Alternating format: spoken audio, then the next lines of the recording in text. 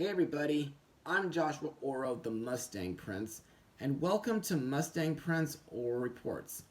Now last time, I did a blog on minding the manor, which was a foreshadowing for Princess Sophia's secret library missions, and during her adventures as storykeeper, she saved Minimus's brother Massimo from Prince Roderick and helped him get to Wildwing Valley with some help from Aunt Tilly and Princess Merida. She redeemed Miss Nettle in Friesenberg with some help from the lovable snowman Olaf. She helped a noble knight named Sir Jackson strengthen the ties between the kingdom of Brazendale and a group of dragons who were provoked by Sir Oliver. And before that, she freed Princess Elena from her amulet and helped her save Avalor from the evil Shariki.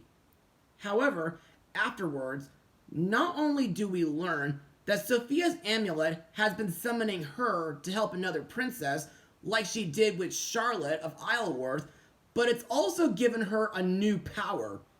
But why? Well, luckily, the episode I'll be blogging today just might have the answer. So, let's get started. Airing on television on January 6, 2017, this is Hexley Hall. Now, let's get started with the plot of the episode. Princess Sophia discovers that her amulet has been acting pretty differently ever since she freed Princess Elena from it. So, Cedric takes her to Hexley Hall in order to help her find answers. But this proves pretty difficult when Trix, the headmaster, sets about on getting it for himself. So, what are my thoughts on the episode? Well, in my opinion, this episode was pretty interesting, but also very twisted. And to further explain what I mean, let's move on to Mustang notes. Now, firstly, this episode was originally gonna premiere in December 2016, but it was unfortunately removed from the December schedule since it was decided to space out the last 3 episodes of the 3rd season. Secondly, the moral of this episode is nobody is perfect, which is another value that I know about. Also, the thing about perfection is that it's unknowable. It's impossible. But it's also right in front of us all the time.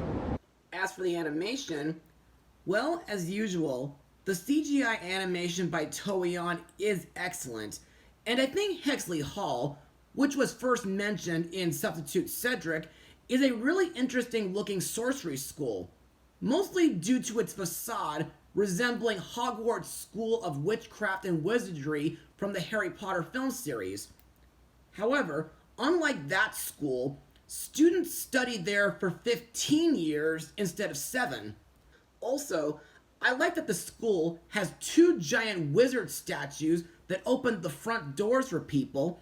It has staircases where the steps magically move to the next step as a person keeps going up or down. The school also has a library filled with books on magic, spells, potion recipes, and magical objects, and it's also inhabited by the Shusher, which is a ghostly floating mouth and hand that is tasked with keeping in silence.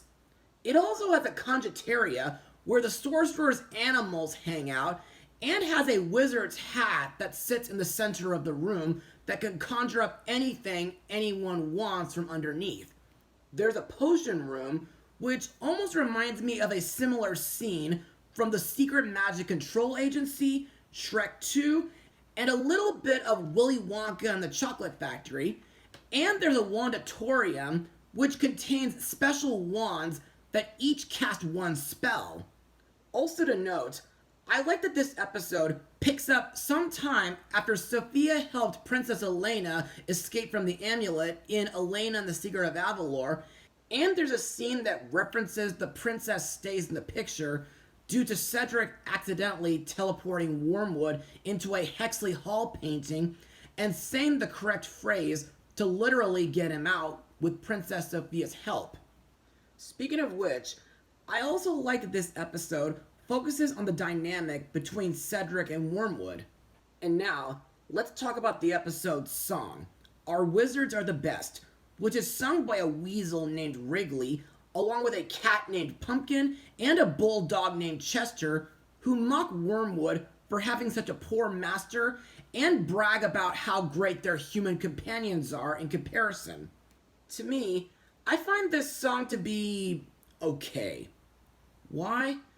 Well, while the music is somewhat catchy, and I think Katie Von Till is a pretty good singer, but at the same time, the song gets kind of annoying when Chester and Pumpkin sing. And now, let's move on to the characters and the voice actors who brought them to life. Let's start with Princess Sofia, voiced by Ariel Winter, whom was young Kyrie in the Kingdom Hearts game series, Marina in Jake and the Neverland Pirates, a few of Thumper's sisters in Bambi 2, Marlene in the complete version of Final Fantasy VII Advent Children, young Trixie in Speed Racer, Penny Peterson in DreamWorks' Mr. Peabody and Sherman, and Smurf Lily in Smurfs The Lost Village. As usual, Sofia is a kind, smart, brave, and compassionate princess, and during this episode, Sofia is hoping to find out why her amulet has been acting differently. For example, while playing Clover Says, Sofia surprisingly turns into a rabbit upon wishing to be one. Later on, while researching at the Hexley Hall library with Cedric's help, Sofia learns that since she has freed Princess Elena from the amulet, she is now in control of the amulet's powers, and that she must see the animal she wants to transform into in order to activate her animal transformation power. Plus, aside from turning into a rabbit, Sofia also gets to turn into a raven and a bulldog throughout the episode. Next up is Cedric the Sensational, voiced by Jess Harnell, aka Wacko Warner from the Animaniacs series. During this episode, just when we thought he gave up trying to steal Sofia's amulet after the events of Cedric Be Good, he renews his interest in it after Sofia tells him about the change to her amulet and discovering its new powers. So, he accompanies her to Hexley Hall in hopes to learn more about the amulet's secrets, since none of his books say anything about Princess Elena being trapped inside. To me, while Cedric can still be a bit of a klutz sometimes, I'm glad that he's not as evil as he was during previous episodes. And I think he's a pretty good mentor character during this episode. Plus, I like that Cedric values Princess Sophia's safety more than the amulet, despite showing visible distress when his old headmaster Grimtrix tried to steal it from her. And I thought it was pretty smart of him to use a floating potion in order to escape. Also to note, we learned that Cedric wants Wormwood to be more loyal to him. Next up we have Wormwood, Cedric's raven, voiced by Jim Cummings. In this episode, while accompanying Sofia and Cedric at Hexley Hall, Wormwood gains human speech after Cedric accidentally drops a speaking potion on him. And to me, I like that his new human speech has been helping him communicate better with Cedric. Plus, we also learn that Wormwood has very low tolerance for Cedric's buffoonery. However, I didn't really like the part where Wormwood betrays Cedric and Sofia by telling his old animal friends about the Amulet of Avalor, which almost makes me think back to what Sebastian did when he told King Triton about Ariel's grotto and that she rescued a drowning Prince Eric.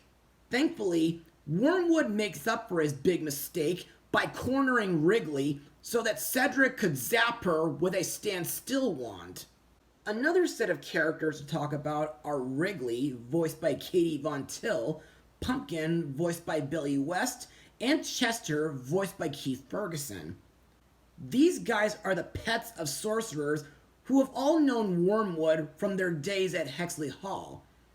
To me, Wrigley sticks out the most out of the three, mostly due to her being Grimtrix's pet, and she leads the other pets into stealing Sophia's amulet, while Pumpkin is a cat who likes to play with a ball of yarn, And he almost reminds me of Thunder from Thunder in the House of Magic, which is a film that I should definitely give my thoughts on someday. Aunt Chester is a bulldog whom was Sofia's inspiration to use her animal transformation during the episode's climax. Finally, we come to Trix the Good, the headmaster of Hexley Hall, also voiced by Billy West.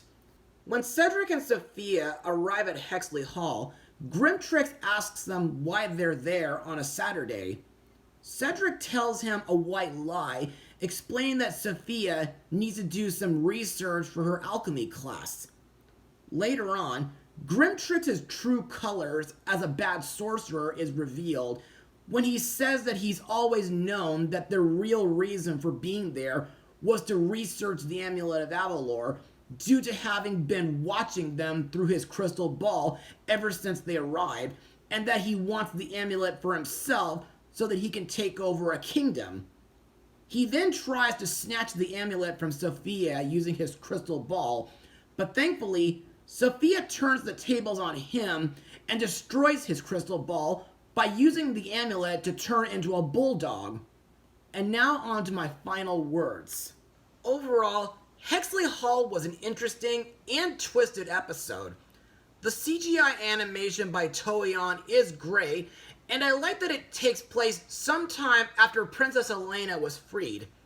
I think Hexley Hall looks like a cool looking sorcery school, and I like that Sofia has full control over her amulet's power from now on. Plus, I also like how the episode focuses on Cedric and Wormwood's dynamic, which to me works very perfectly due to their own sense of pride connecting them. And I thought Trix was a pretty surprising villain, and this episode won't be the last time we viewers will ever see him. On top of some genuine emotion, there's also quite a bit of spectacle and flash, all capped with a nice message on improving your relationships with others. And if you ask me, this episode is definitely one that's worth checking out. I give it a 97% out of 100. Well, that's all for now.